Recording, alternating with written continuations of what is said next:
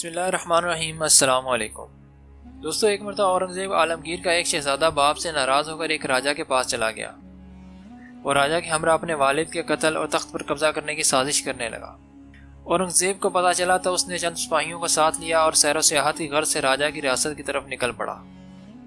سپاہیوں کو جنگل میں چھوڑ کر اپنے غلام کے ساتھ راجہ کے دارالحکومت میں ایک مسجد میں جا بیٹھا اور غلام کے ہاتھ راجہ کو پیغام بھجوایا کہ میں اتفاقاً تمہارے دارالحکومت میں آ گیا ہوں، مجھے ایک ضروری کام سے تم سے ملنا ہے، فوراً مجھ سے آ کر ملو۔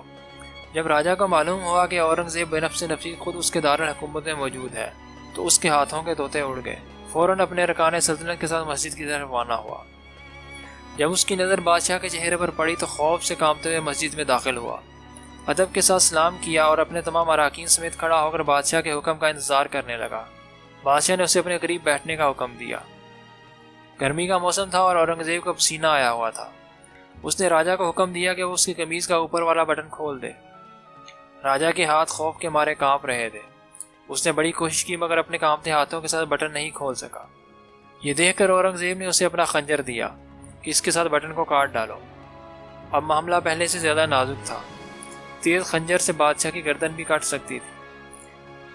وہ راجہ باوجود کوشش کے خنجر سے بٹن کا دھاگا نہیں کاٹ پایا اور بادشاہ سے معذرت کر لی کہ وہ بٹن نہیں کاٹ سکتا، آپ یہ خدمت کسی اور سے کروا لیں۔ اورنگزیب نے اس کے ہاتھ سے اپنا خنجر لیا اور نیام میں رکھ دیا اور بڑے غصے سے بولا، تم باوجود کوشش کے میری قمیض کا ایک بٹن نہیں کاٹ سکے، جبکہ میں تمہاری سلطنت میں اکیلا کھڑا ہوں اور تم میرے بیٹے کے ساتھ مل کر میرے تخت الٹانے کے منصوبے بنا رہے ہو۔ تو یاد رکھنا، ہم اللہ پر بھروسہ کرتے ہیں اور اسی سے مدد مانگتے ہیں اور وہی ہماری حفاظت کرنے والا ہے، اپنے ارادے سے باز آ جاؤ۔ یہ کہہ کر اورنگزیب وہاں سے چلا گیا۔ دوستو، اگر آپ کو یہ واقعہ پسند آئے تو لائک کر کے شیئر ضرور کر دیجیے گا اور کمنٹ میں بتائیے گا کہ یہ واقعہ آپ کو کیسا لگا۔ اپنا بہت سارا خیال رکھیے۔ اللہ حافظ۔